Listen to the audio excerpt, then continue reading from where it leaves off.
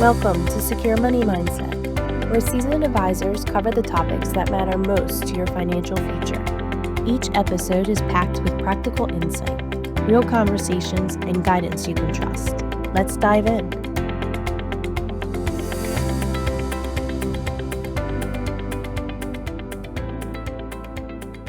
Hi everyone, my name is Nate Borman. I'm a financial advisor at Secure Planning Group. Welcome to this week's episode of the Secure Money Mindset podcast. With me today is managing partner John Simone. John, welcome. Thank you. Thank you very much. Yeah. So today we're starting a series on college planning, and John's daughter recently got accepted to college, and they're going through the whole process right now. So just wanted to have some, retrospective of not only your recent experience, but also your personal experience and your experience with your other children, as well as helping clients as well. So just wanted to start, how you feeling about this college right now? Alabama.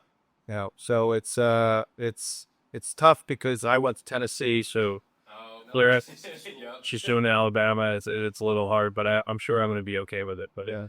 no, it's really exciting to see. I see my daughter as a baby and then a toddler. Now she's going to be 18 years old and out the door, and I blinked and it's already here. So yeah, it's kind of scary, but I think we've done a good job preparing. Yeah. So what are some ways that this has differed from, your own experience going to college and your son's gone to college as well? So between all these different transitions and phases, what are some of the things that you've learned recently that could benefit people? Sure. I mean, it was, my own experience going to college. I was a jock. So, tennis player, had the opportunity to have scholarships, and it was a little bit easier for me. I didn't really pay attention. Again, I was young. I didn't have to worry about some of that stuff. But my son is 16 years older than my daughter. So, yeah. The opportunity now is that I was so much more prepared. I had a lot of experience helping clients. The little bit that I did each and every month, and the time that it took to do it was really, really helpful. Yeah. So what were some of the differences, between your son and your daughter? That you said there's a 16-year gap. What are some of the things that, what are some lessons you learned from the first one that you then applied to the second one? Well, as I said, I think, I had my son very young. I was trying to manage in my own life and dealing with getting financially responsible myself. So I had to focus in on that, and I didn't have as much, readily available for him. And this time around, I think I was in a much different position. I started preparing a lot earlier than with my son, and I was able to do things in a much easier way than I did with him, because I had to wait until I had the funds to be able to put it away, and I had to kind of really force myself to put more and more away, which added, a little bit tension. Yeah. So what are some tools that you're often implementing with yourself and with clients? What are some strategies that you typically see people implement to save up for college? Well, I mean, you have, when I talk to my clients, I talk about making sure it's like the age-old adage of a diversification, right? You have 529 plans, you have Utmos, you have all these different, creative investment options that are available for kids, whether it's for college or for them personally. And I think that it's really important to start to do whatever you can as early as you can. Yeah, I think that was really helpful.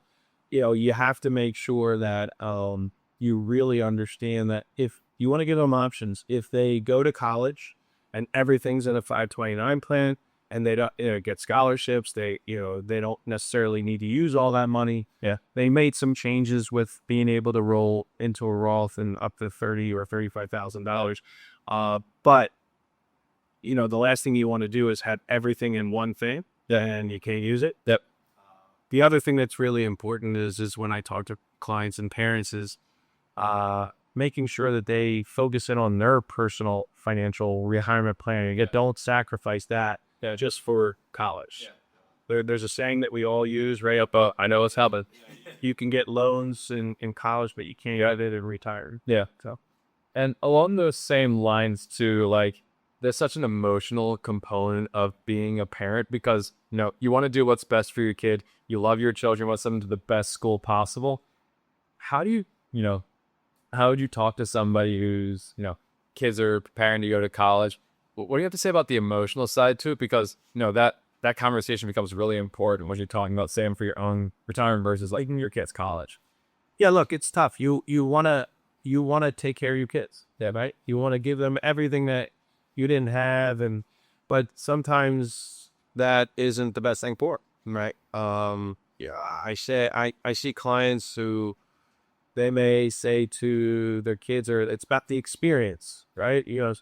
Well, you want to send a kid to a $65,000-$70,000 college for the experience, or do they know what they want to do? Are they prepared to be able to do that? I think you also, as a parent, you really have to have strong conversations with your kids about what do they want to do for them for the future. Yeah.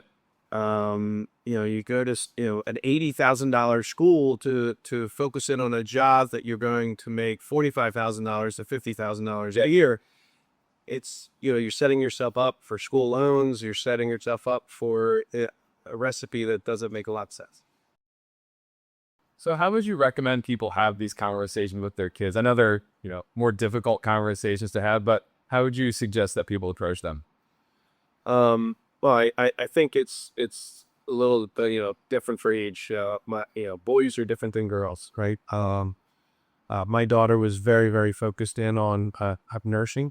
And so she went to Eastern school for nursing. So it's like a trade school that they get the opportunity to go.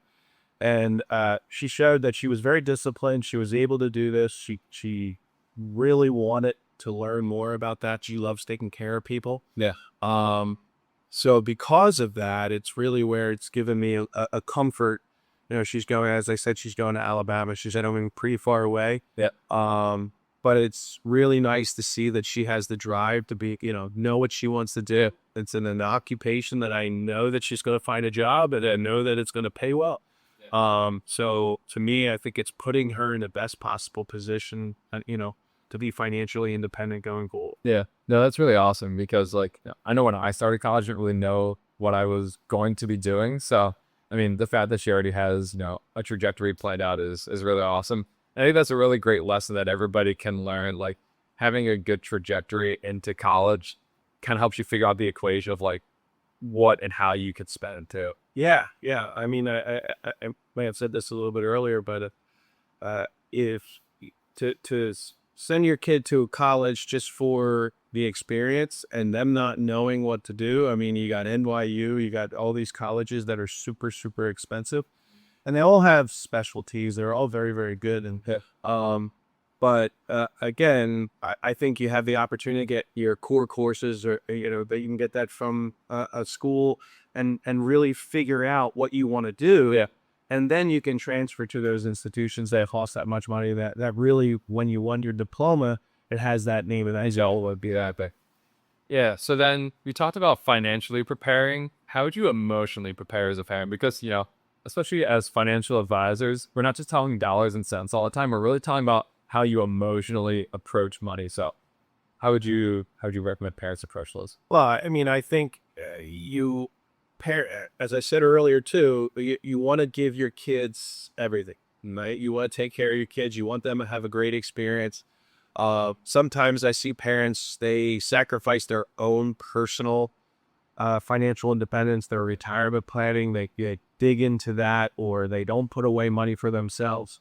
And it goes back to you can get loans and for college, you can't get it for retirement. I think that's look, it's hard because you have to really look at yourself. You have to be disciplined. But it's all about preparation. It makes all of this so much easier. Yeah. And then now you have all these options available to you. Yeah. And before we press record, we were just talking, about this.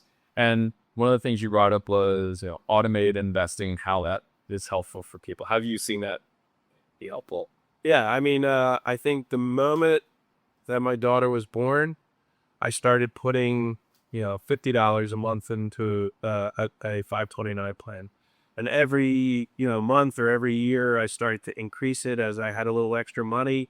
And I really learned to live without it. And it didn't affect me as much as I thought it was. And then I gradually increased it throughout the years. And, when we did the planning for specific schools, I mean, she had no idea where she was going to go, but I tried to plan for schools that were roughly where Alabama is. Yeah. And so it definitely made it easier.